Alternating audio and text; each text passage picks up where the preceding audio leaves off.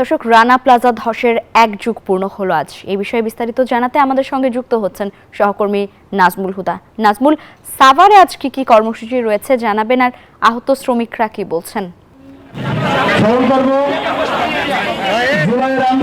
আপনাকে ধন্যবাদ। আপনি রানা প্লাজার 12 বছর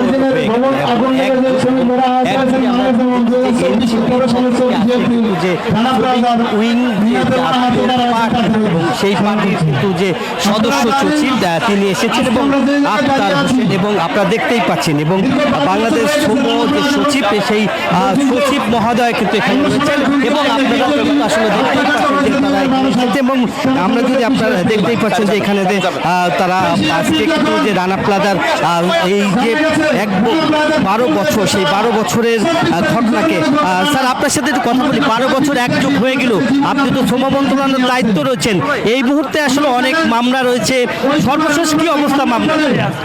ধন্যবাদ। আপনারা জানেন যে রানা প্লাজা 12 বছর আগে যে রানা প্লাজা ধস হয়েছে, এর পরবর্তীতে এটি আসলে রাষ্ট্রীয়ভাবে পালন করা হয়নি, বিভিন্ন শ্রমিক সংগঠনরা পালন করছে। এবারই আমরা প্রথমবার শ্রম কর্মসংস্থান মন্ত্রণালয়ের পক্ষ থেকে আমরা সকালে জুরাইন কবরস্থানে গিয়েছিলাম, এবং আজকে এখানে এসেছি আমি পুষ্পস্তবক অর্পণ করি। অনেকগুলো পলিটিক্যাল পার্টি তারা বিভিন্ন প্রোগ্রাম করছে। আমি এখানে কিছু কথা বলবো অর্থাৎ সরকারের অবস্থান কি, সেখানে বিচারের সমস্যা আছে, এছাড়া যারা আহত হয়েছে তাদের পুনর্বাসনের বিষয় আছে।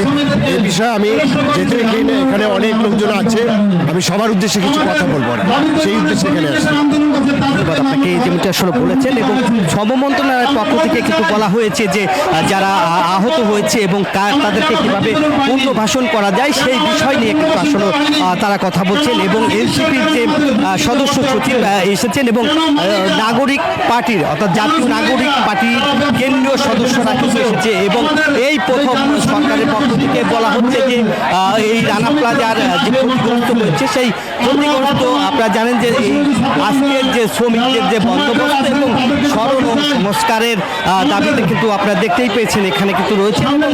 দেখছেন যে সদস্য সচিব রয়েছে, তারা এখানে কিন্তু তারা কিছুক্ষণের মধ্যেই কিন্তু সমাবেশে কথা বলবেন, এবং শ্রমিকদের যারা নিহত হয়েছে তাদের স্মরণে কিন্তু জাতীয়ভাবে আসলে তারা রাষ্ট্রীয় ঘোষণা করবে, সেই বিষয় নিয়েও আসলে তারা কথা বলবে, এবং কীভাবে সেটা করা যায় সেই বিষয় নিয়ে তারা আসলে বলবে। এবং আমরা দেখেছি যে এই যে রানা প্লাজার যে 12 বছর 1 যুগ, সেই 1 যুগে আপনারা দেখতে পাচ্ছেন যে তারা